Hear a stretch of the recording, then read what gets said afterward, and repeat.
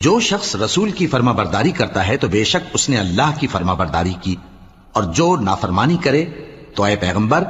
تمہیں ہم نے ان کا نگہبان بنا کر نہیں بھیجا۔ اور یہ لوگ منہ سے تو کہتے ہیں کہ آپ کی فرما برداری دل سے منظور ہے، مگر جب تمہارے پاس سے چلے جاتے ہیں تو ان میں سے بعض لوگ رات کو تمہاری باتوں کے خلاف مشورے کرتے ہیں،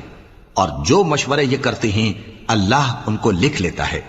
سو ان کا کچھ خیال نہ کرو اور اللہ پر بھروسہ رکھو، اور اللہ ہی کافی کارساز ہے۔